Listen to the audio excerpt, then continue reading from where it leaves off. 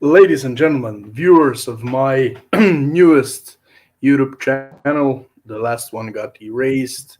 Thank you for watching and be welcomed. My guest today is a man behind the V4 report, the Visegrad report, which is one of many. I don't know how many they are, but there are plenty of them that are Right. probably CIA led or neocon led, as you would put it.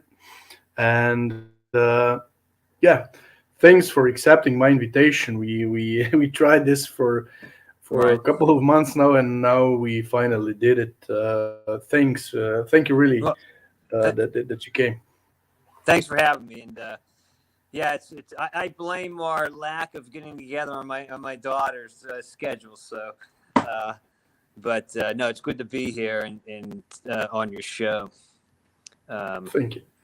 so To tell us something about your life first, then tell us something about your profile. How is it that you're connected to Visegrad or to V4? that's right. You Uh, you would think is obviously not obviously I'm an American.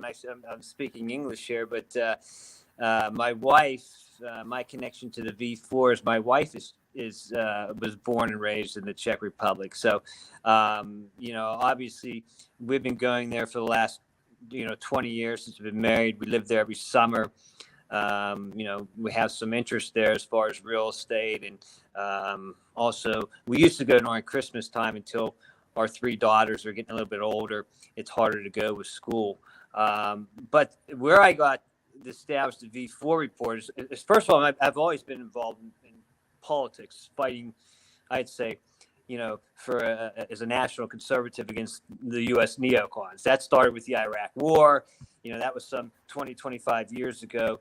Not only with the Iraq War, but this whole idea of after the Cold War, this unipolar moment where the U.S. would decide everything. It would be their rules apply. But that's another story. I got sidetracked with when I came back from the Czech Republic in the summer of 2015. The U.S. media was describing the migration crisis, and they were very biased. They were saying that the V4 was being cruel to the illegal immigrants, and all these women and children just wanted to put their head on a pillow to rest at night. And of course, I saw what was happening, um, and so I decided to form the V4 report first as a way of reporting on the migration crisis to American readers to give them a better perspective of the V4. What ended up happening is we got a lot of viewers from the Hungary, Czech Republic, Poland. A lot of our followers are from Central Europe. So, our audience is broader in Central Europe than it is in the United States. but although it's broader in the Central Europe or in the area of Visegrad, how was the reception of your profile in America, at least with your closest colleagues, friends, Mm. Well, affiliates, and so forth? What was the well, reaction of Americans? the reaction is I think they were misinformed by the U.S. media. It was as if the V4 was just 100% anti immigration and really abusing these people. But what they didn't realize was that probably 90% of the illegals coming over were males, young males, fit males, and that weren't, you know, genuine refugees and were entering from a different culture. Instead of going to areas closer to their homes, they were a better culture fit. They were coming here. So the reaction was positive and I think informative for a lot of my friends and colleagues because all they read is what's going on from the Washington Post or the the liberal media is and or Ann Applebaum. I don't know if you know who Ann Applebaum is. Uh, so they got that impression. So it was very. I mean, for a while there, and the V4 was not well known. No one in America knew what the V4 was. until this migration crisis. And I think that put them on the map. And like you said, we were one of the few V4 reports, but now there's so many out there, that, some of them are sponsored by, like you said, neocons. The neocons are all over Central Eastern Europe, establishing their think tanks, especially in the Czech Republic, from what I noticed. So, yeah, there are many different versions now of V4 reports. Yeah, Or let me show one of them that really, pardon my language, pisses me off, because it gets shared a Excuse me. lot amongst so-called Slovene right wingers and so forth. Even my extremely to the end red pilled right wingers. Let me show it. Is that Just a moment. Yeah, I think I know which one you're referring to, um, Yeah, I and mean it's yeah. This is the one. This is the one. This is the one. Just let me enlarge it. sorry, excuse me. No problem. No problem. Yeah, this is the one. Visegrad 24. You can scroll. You can scroll down this profile, and you will. How can you recognize basically that this is a neocon or CIA or whatever the institution behind it that promotes Euro-Atlanticism, basically, um, uh, before everything else. This is how I recognize CIA and NATO profiles. They promote Euro-Atlanticism for Right. every cause. No objective. Um, they don't try to be objective about anything. They just try to promote whatever the CIA script of the moment is. Would you agree with it? Well, yeah, I don't know the particular details behind this site. It's just I know the neocons, U.S. neocons, have been trying to make a footprint in that area for some time, and it made headway in Poland. I mean, that's probably their closest relationship, and that could be based in Poland somewhere. And it's probably funded. The neocon think tanks are funded heavily by their donors, and there's a lot of willing. Um, Opportunists out there who want to get paid, and so they join these so-called think tanks, and they promote NATO's cause, which is the U.S. cause, and that these countries, especially of Central Europe and the V4, should follow whatever the U.S. does. The danger with that is they want to forget everything that's been done the last 30 years in what I call the post-Cold War era, where America was the aggressor, with their regime change, invasions and bombings, and it would be America that was trying to establish. When I say American, I guess American, its Yeah, allies, which are really have no influence, and I mean most states in the EU, Canada, Australia. They were trying to establish this unipolar moment where we'd come under some new world order, some liberal order of rules based, determined by the U.S. And that's the problem. Is they were determining who should be sanctioned, who should be bombed, what were just wars, who our enemies were.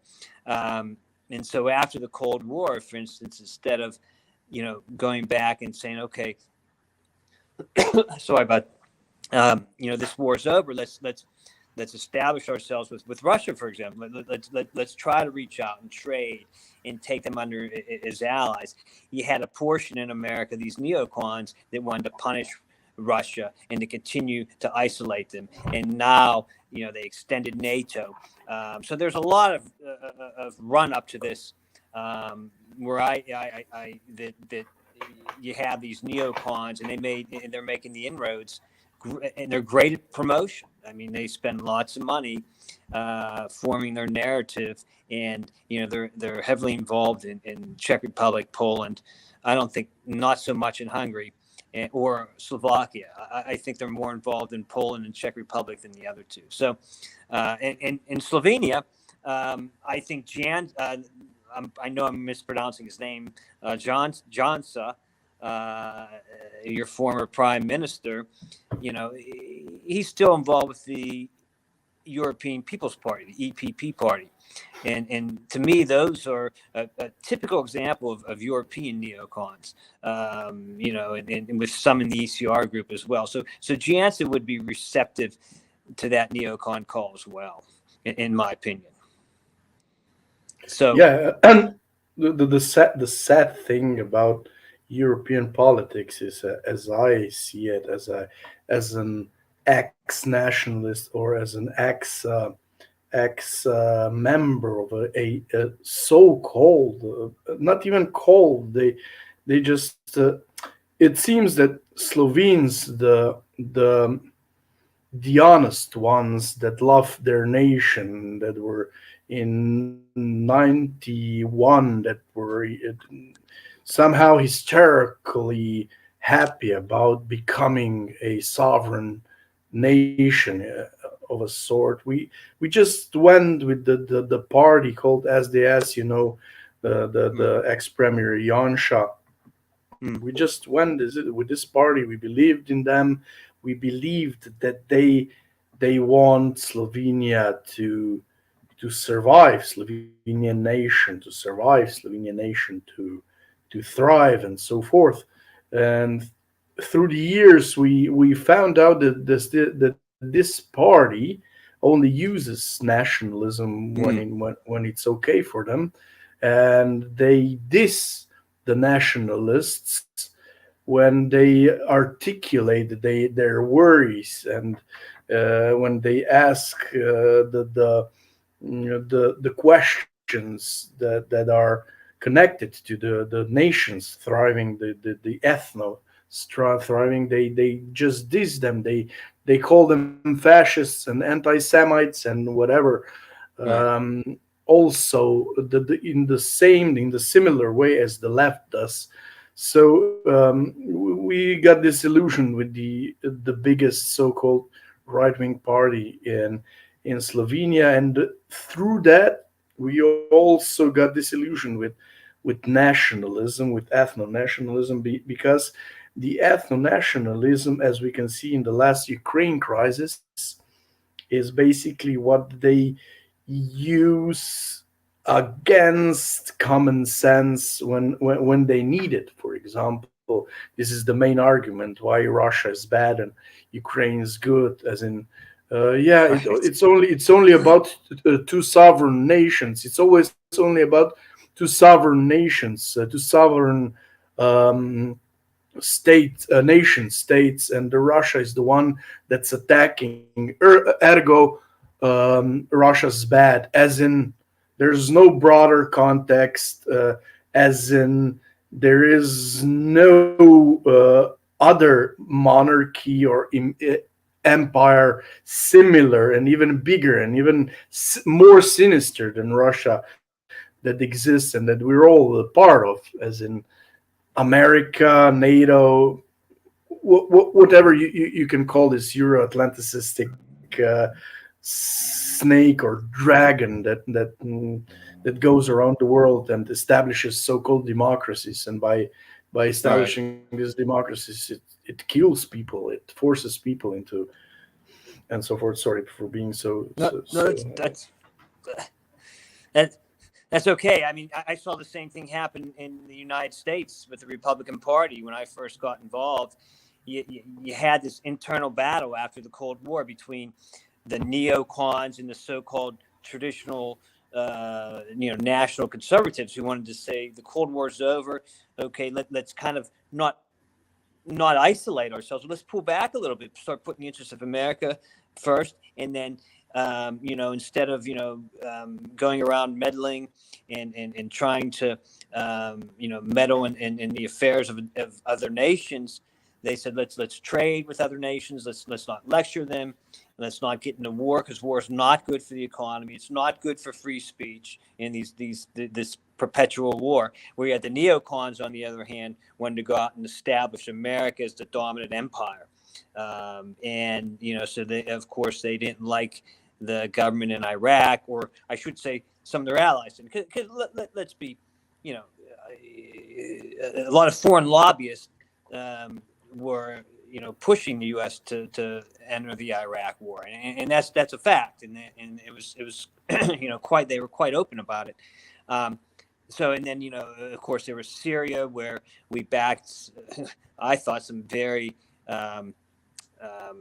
bad characters, the Islamic jihadists, the so-called Syrian rebels, and of course they destabilized Syria, and Europe was flooded with millions of illegals. So, and the same thing happened with Libya. I mean, and there was regime change there. So, a lot of what we've done, the U.S., it has been a failure. The post neocon, the post Cold War neocon doctrine, it's been a failure, and it's dividing the world. Now you have Russia, China, India, and a lot of these other countries, Iran. They're creating their own system. They basically said, "Okay, we've had enough of this, the hypocrisy." Of being sanctioned, being told what to do. So they're starting to trade on their own. So, we're getting a very dangerous area where, for me, I'm more concerned about one world, all-powerful military. I mean, if NATO continues to expand and continues to get stronger, I mean, you've seen with any organization, global organization out there, if it gets too big, man is not perfect, and they get really, they love power, and sometimes this power can get to the point where, if they're determining rights and wrongs, then someday they're going to come after your country if you don't, toe their line. So,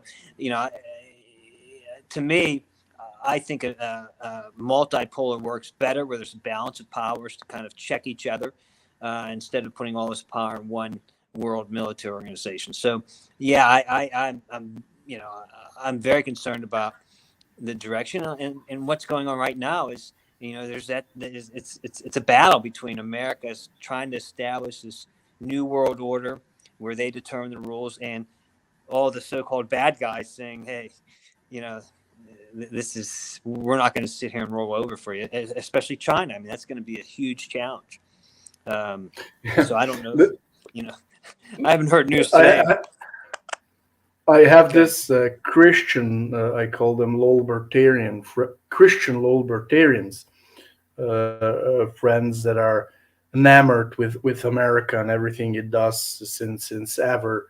They've been since ever, and then they, of course, if you mention multipolarity, and if you discuss in any sort of way that Russia could be right in this dispute with NATO, although they also try to tell you that this is not a dispute between Russia and NATO, it's dispute between Russia and Ukraine, and NATO is only helping the poor Ukrainians. Yes, if you're a total retard and misinformed person, uh, and they would have called us now Duginists, as in, yeah, this is Dugin's vision of the world. Multipolarity is basically the second name for being a Russian agent, or Right. Yeah.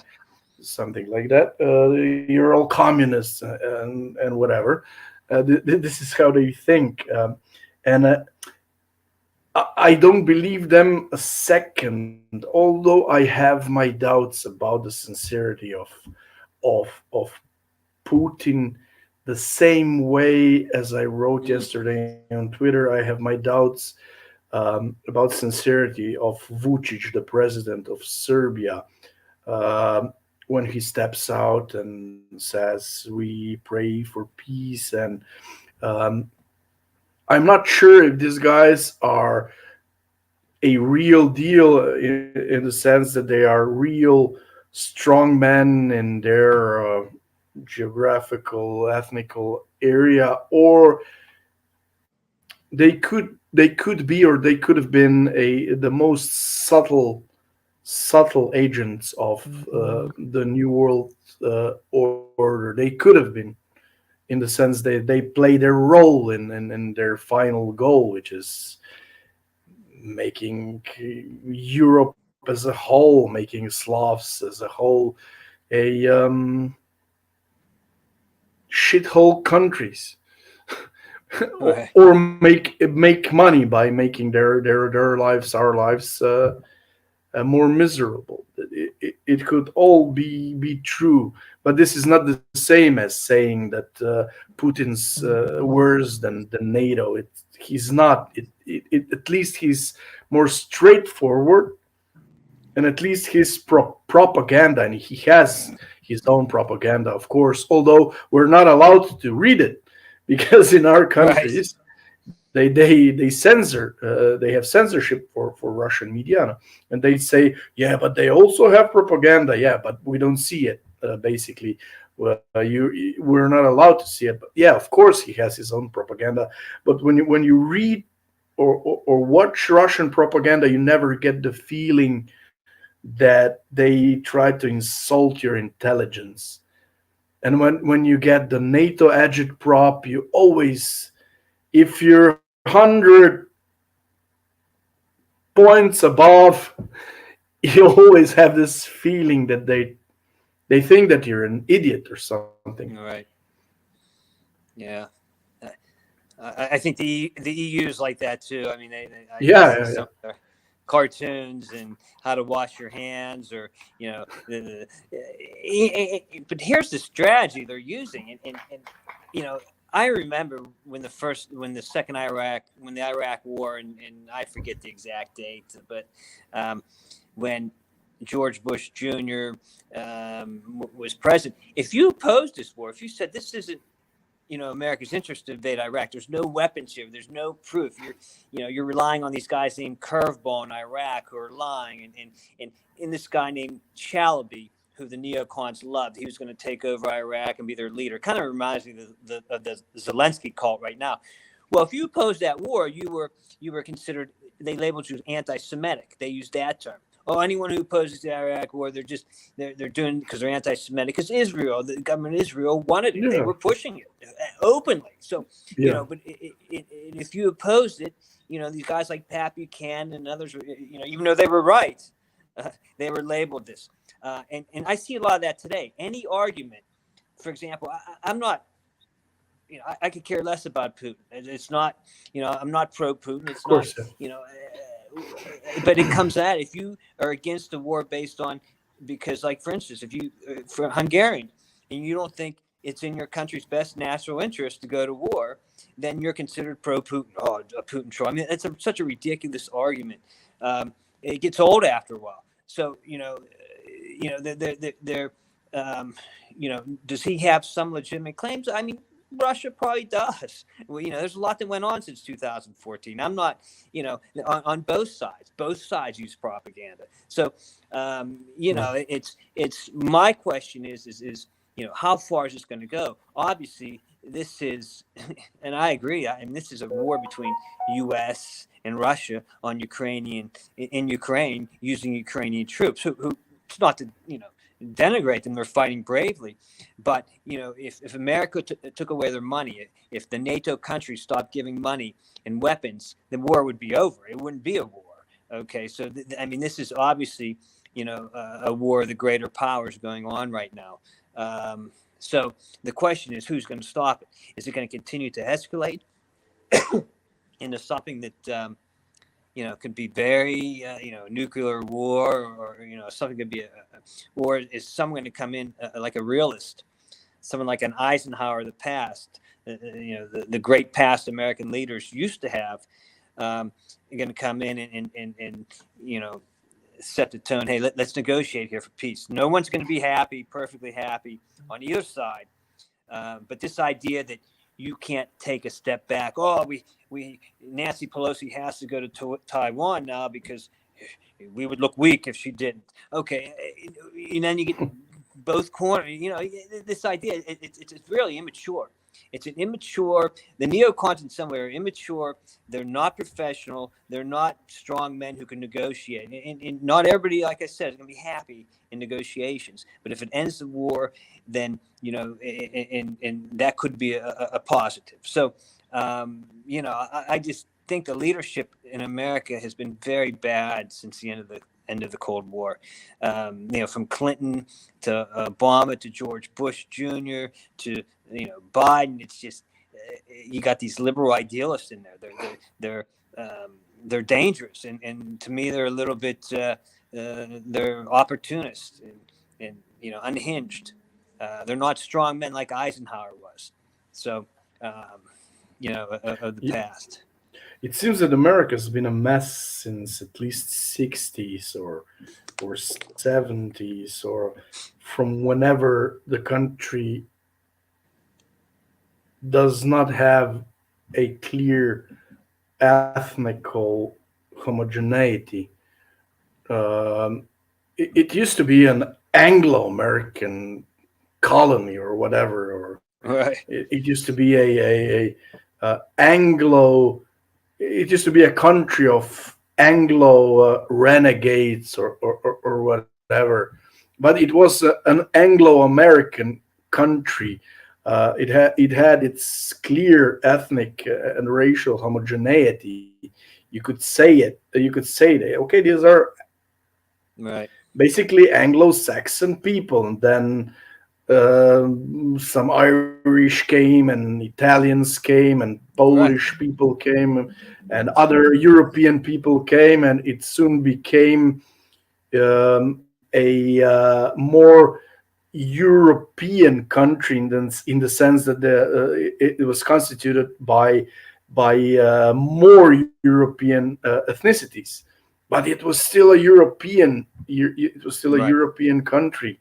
Even the Jews that came to the America were basically European Jews, um, although they seem to be more problematic in consideration to other ethnicities.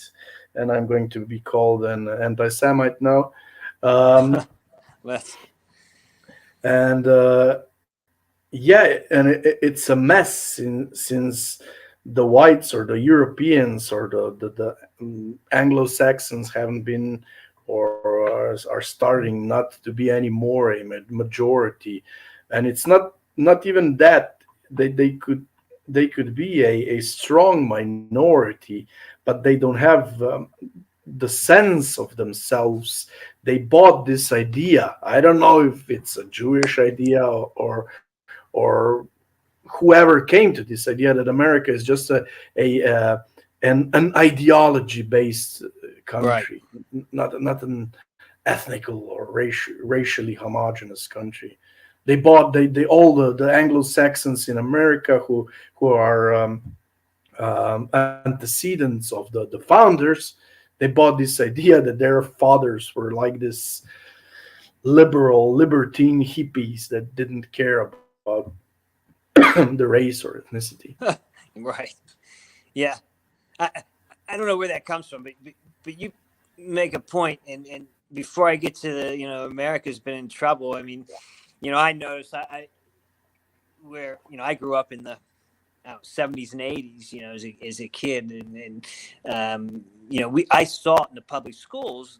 Some of this was creeping in a little bit, like the feminine mystique and all this, but we had strong parents that were to say, okay, that were to guide us, and other factors. So that really didn't affect us, but these new generations, one generation upon another, that's just been indoctrinated with this woke garbage in the public schools, and now these kids are parents raising their kids. So it's you can't even walk this.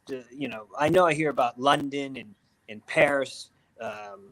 No-go zones. Well, they're here in America too. Philadelphia, St. Louis, Minneapolis, out Seattle. I mean, it's just these big cities are a mess, and the kids have they have they'll just knock over an older person and kill them. There's no discipline, no respect, and it's just It is. It's breaking down because of the culture is not the same. And you're right. This idea that America just come to work, we're all the same. That's not how it works. That model has not worked. It didn't work in England, UK. It hasn't worked in France, Western Europe. They bought into this multi-card. And I remember a guy, Pat Buchanan wrote a book. He said The Death of the West. And this was 20 some years ago, that this mass migration and obsession with multi-cult is going to tear these societies apart. And it has. Look at the UK. Look at France. They're demographic time bombs. And that's one of the reasons why I argue the four Central Eastern European countries need to get out of the EU, and it doesn't mean you have to embrace Russia. If you don't like the EU, you have to get Russia. That's such a false choice. I've always favored the three C's arrangement, whether it's the exact thing that they have going, but where you have these 12 countries of the Central Eastern European kind of get together in some, a small coalition to protect against Western Europe, to protect against any threats from the East and even from the South if it comes from Turkey. So, I've always thought of that type of thing instead of relying on the U.S. for everything, for their defense. But, that's hard to do. The three C's initiative is great, but there's so many political differences, and now it's even worse. I even think the V4 is dead in some ways. The Czech Republic new government is just, they're terrible. They're awful. Yeah. And I don't think it's much better in Slovakia. So, and Poland is, Poland is and Hungary are very, at odds nowadays. And Poland they have a heavy strain of neocons in the PIS and also the Tusk opposition.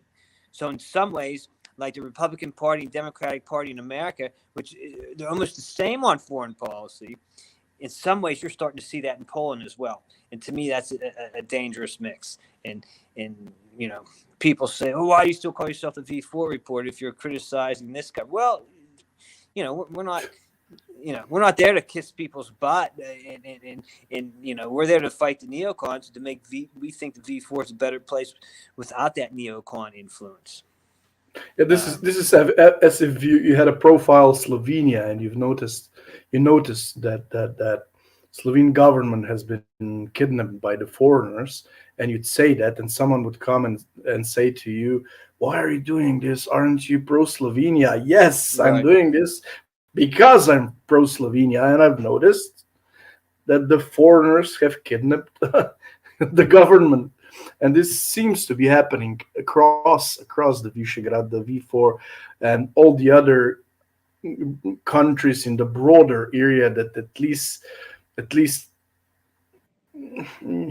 they at least showed some interest in becoming part of Visegrad in the past, including Slovenia, but they have Right. all their governments have all been kidnapped, coming from the Slovene perspective, probably 30 years ago, and we were just in some kind of illusion that we were sovereign, as in we thought we got more sovereign from the Serbs in Yugoslavia. The Serbs were hegemons. Milosevic was a hegemon, and now we came into the freedom, the liberty, and sovereignty. And what we got instead is being not sovereign from German industries, um, and we have to compete with these industries, and we can only compete with these industries by inviting as many Kosovo Albanians and Right. Bosniaks to our country, to first to work, then to live, and then to demographically ruin Slovenes who, like all the Western nations, have only one child or one and a half, Yeah, that's or, or something. And when you say this to the right wing party, to the largest right wing party, they basically reduce all their arguments at the end when you push them to the fact that, yeah, we had to save our BDP, we had to fight for Slovenia's BDP. The Slovene nation could have never been saved because we were obliged to our economies. The economy needed the low wage shiptars from Kosovo. They needed it, and we couldn't do anything. Slovenes wouldn't work, and so forth. And of course, that wouldn't be because for the 50 years you've been telling us that we have to study no matter what, you just have to go to the university, and the university in ex-Yugoslavia and in Slovenia was basically, it's not like in the USA. You don't have to go get a credit or loan or something. It's for Okay. free, and that fat guy from America would probably um, say that this is great, but it Right. actually, what's that fat guy? I forgot his name. He's the Uh, Democrat making documentaries about how I know he's other Michael countries. Moore. Michael Yeah, Moore. Michael Moore. Yeah, Michael Moore. It's great that all Slovenes can go and study, and no one Yeah. wants to work in the economy anymore, and that now their government has to give all the visas to foreigners that are demographically superior to Slovenes. Uh, and the right wing government just goes with the mantra, hey, it's either GDP or the nation. It's just that it is so. It couldn't have been the other way. We couldn't have done it anything. So why are you here? Why do we need politicians? Why do we need presenters of our nation? Get out. We can be led by foreigners without paying you 5,000 euros per month. Mm. Why cannot the neocons rule us directly?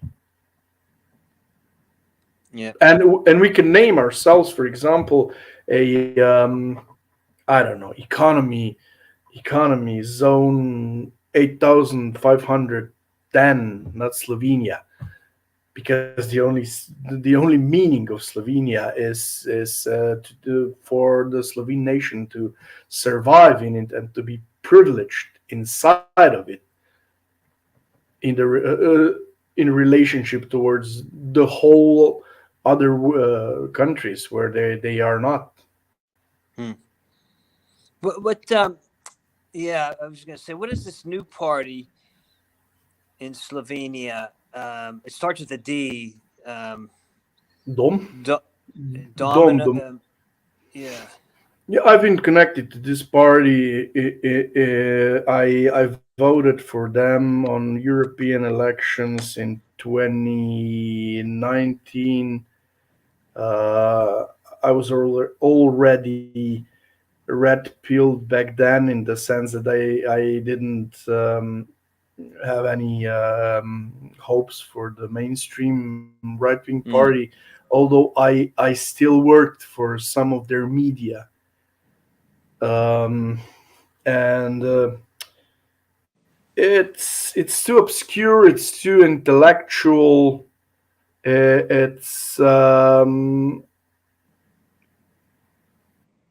from the point of view of content, from the point of view of philosophy, ideology, and so forth. This is and it was a great party, and it still could be. Although they had some ideological issues, I was not okay with it. For example, you cannot be a priori free markets if you're a sovereignist and a nationalist. That this is and they wanted to merge two things: sovereignism, nationalism, and free markets, libertarianism. um, Okay. uh, and this is something I wasn't okay with, because I'm a philosopher. I think with my head, not with my heart, or whatever. What do you think about this topic, this question? Can you be a sovereign country or empire? Okay, empire probably yes, because you're strong enough to do that. But for a small country, can you be? a pro free markets when you know that what comes with it, and be a sovereignist. Well, uh, you know, I do think you can. I mean, I do think you can. I think, if to engage in the world is while putting the interest of your country first, that's okay. That's called competition. For example, I'll go to this global minimum corporate tax on corporations. Okay, why do we need that?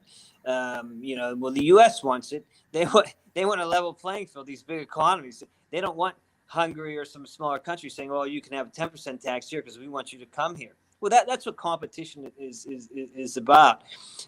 Or so you can trade with the world. You almost have to trade. There's nothing wrong with trading with the world.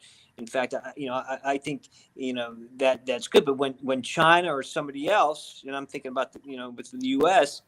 is is is undercutting their prices or using the government to try to steal American markets, then you can still be sovereign and say, okay, well, we're going to put a little. I know it's not perfect free trade. I mean, the free libertarians would come after me. They say, well, you're putting a tariff on that. Well, sometimes the tariffs, whether it's short term, long term, is in the best interest of your country.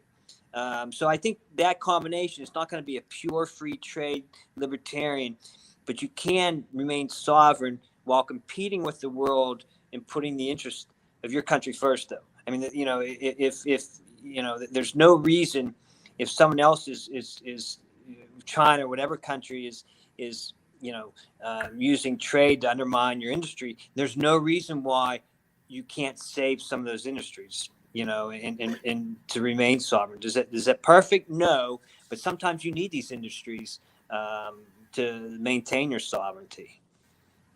I agree. I agree. It could be that you just, of course, if there's scarcity of things, you have to trade for them. You have to be able to offer something to people that have the stuff you don't, and this is called trade, of course.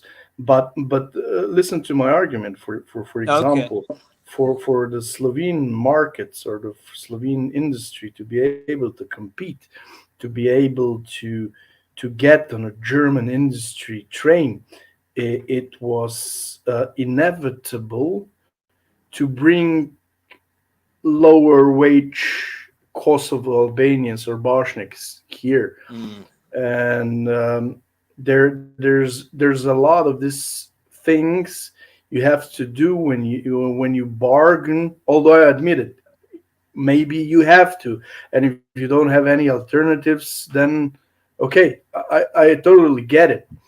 But free trade is not in economical vacuum only. You get all these social issues that come with it when you trade, when you bargain, and so forth. And what I'm saying is that you cannot be a priori for free trade or free markets, because it always comes with social trade-offs that are not that you cannot control. And if you're a sovereignist, you're about controlling your own destiny, the right. destiny of your own nation.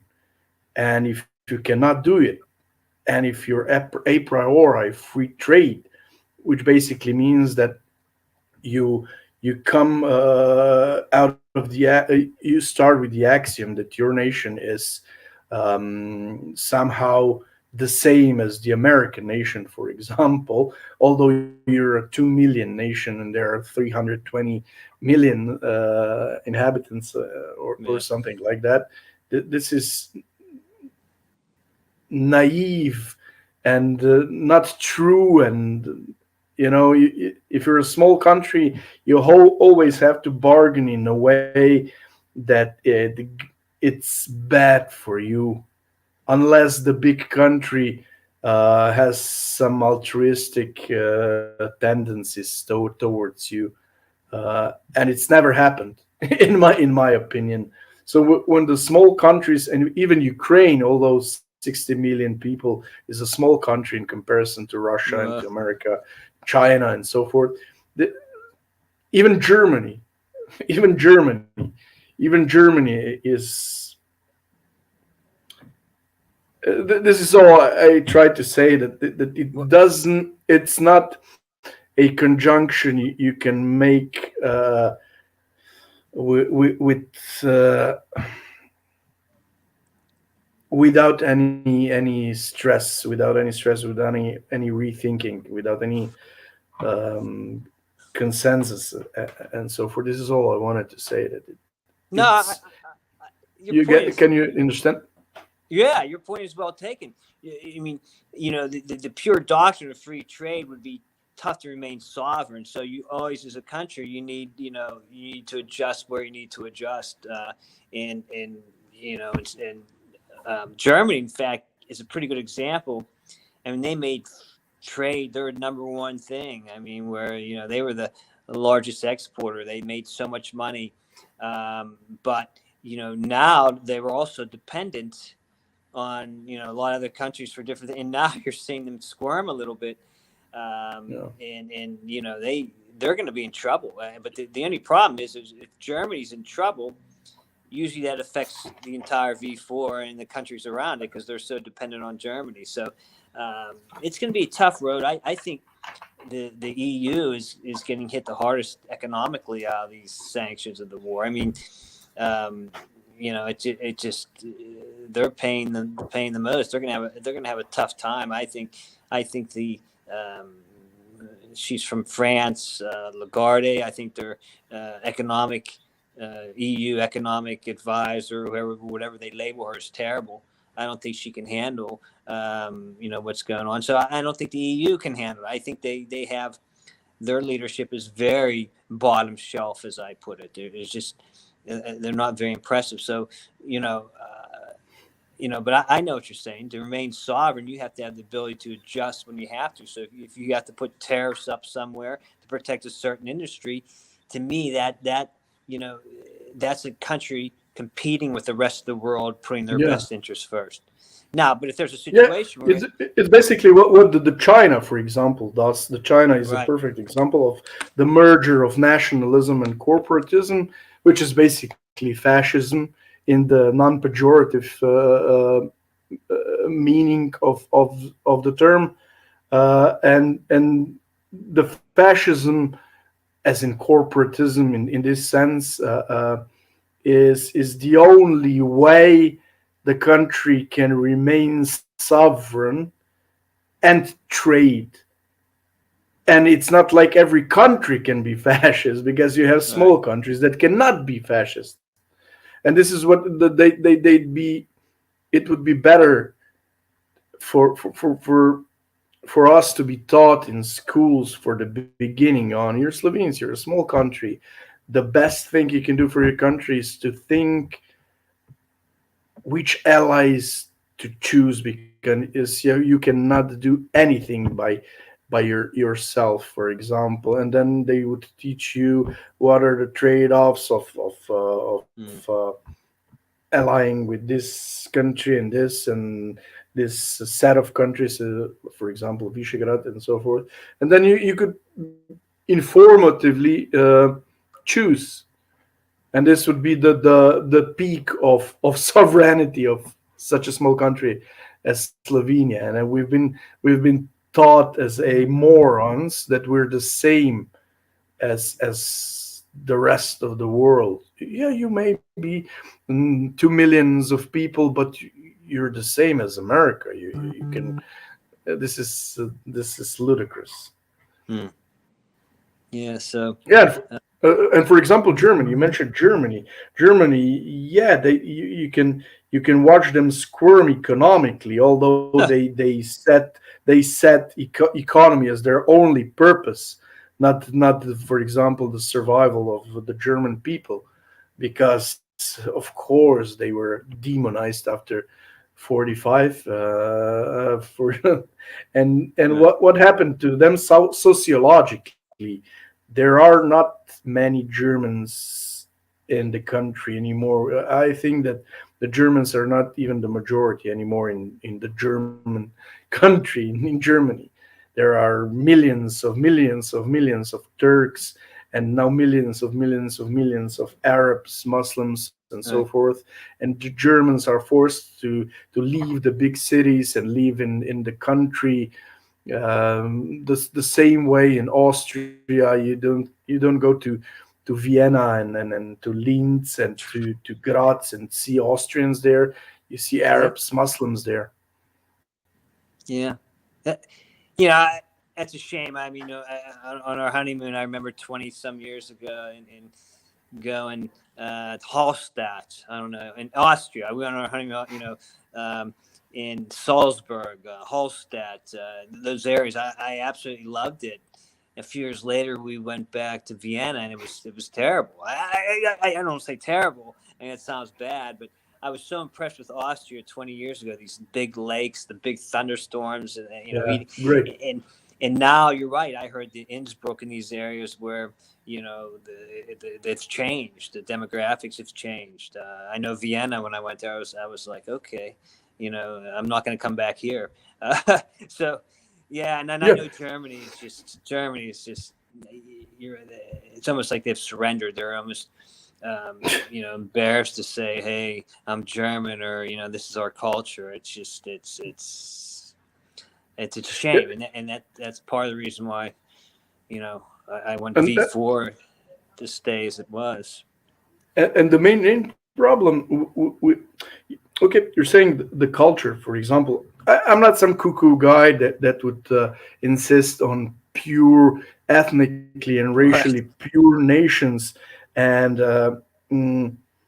but there is a genetical component to a nation, to ethnicity.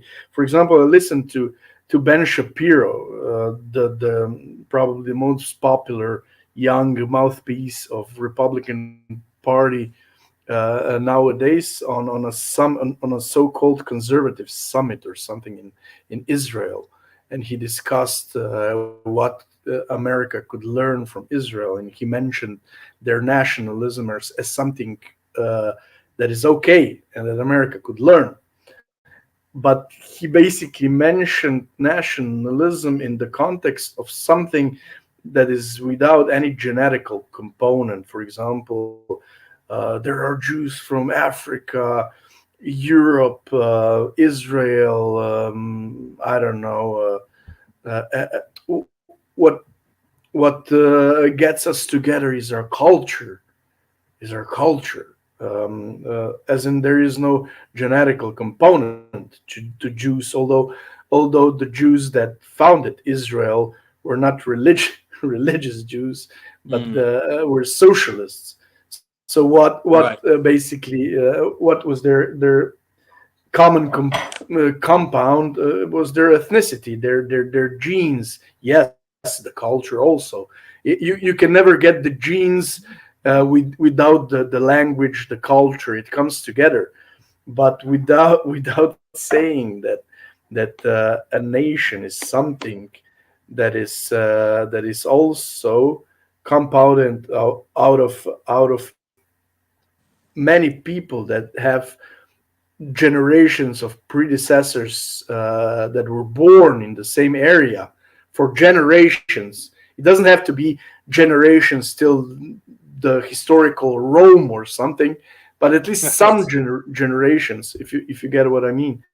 Mm, But so people always mock me because they are either mean or they don't understand, and they try to make you a cuckoo person by are you trying to say, are you trying to create um, a genetically or from the point of view of um, blood true nation or something like that? No, but a nation has to have a component of mass of the people that are antecedents of many generations of people that were born and died on the soil. Without that, you don't have a nation. right. Yeah, I agree. And a lot of these countries have lost their identity. I mean, Germany no longer really has an identity. I mean, it's just so that's what I always liked about V4 in the Central Eastern European countries, whether it's Croatia, Slovenia, Czech Republic. When I was impressed with the Czech Republic, I mean, it was like America 50 to 60 years ago. It was they had an identity. You didn't see the woke, weird stuff going on, like men playing female sports. What's going? It really, they knew who they were, and that's why the V4 was so effective against the mass migration coming out, and that's what I fear they're going to lose if they get too close to the West, if they get too close to the U.S. on these issues, that's all going to go away. And even if the EU keeps expanding, I mean, I was always against. I know Orban was for, but I was always against adamantly adding Albania and Kosovo and Bosnia to the EU. Demographically, I think it's a nightmare, but I just it's going to be a problem. So so the whole Kosovo thing, again, if you come out against Kosovo or saying we don't really recognize it, then you're labeled pro-Russian too. I mean, you just can't even argue, debate things anymore. But it's so pretty obvious. What I'm not sure. I always when I find out about this news, I always make this differentiation. Okay, on one hand, I'm not trying to idealize common folk, for example. I'm not an idealist Democrat or an anarchist or something. Some common people are just dumb. Some common people are evil. So if right. you change the elites with them, you get the same or even worse result. I'm not saying that, but you have to make this differentiation because the political and economical elites plus media are the ones that are creating conflicts. Right. So whenever I find out about some conflict, I know that it's probably not some random individual from the common folk that provoked it, or that there's.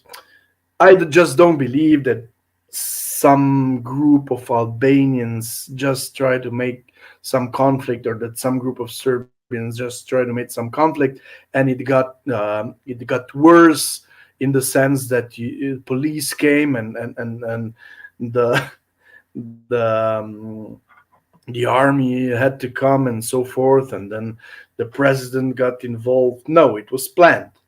They probably paid some Albanians, some Serbs, to inscenate the conflict, and president is probably aware of it, was aware of it, and he was a part of the plan, and he's now playing the role of finding out just now, and has to say something to calm the people and so forth. No, he's with it, either as a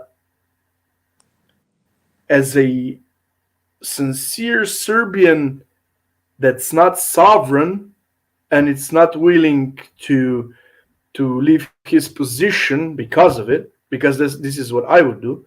Because if I get on a political position, and I'd find out that I'm not sovereign, I'd just say, okay, I'm not doing it anymore.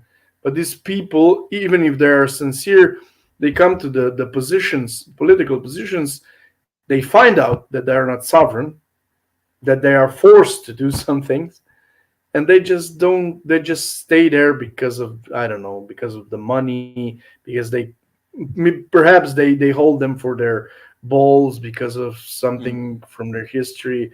I don't know, but this is my interpretation of this Kosovo crisis from yesterday.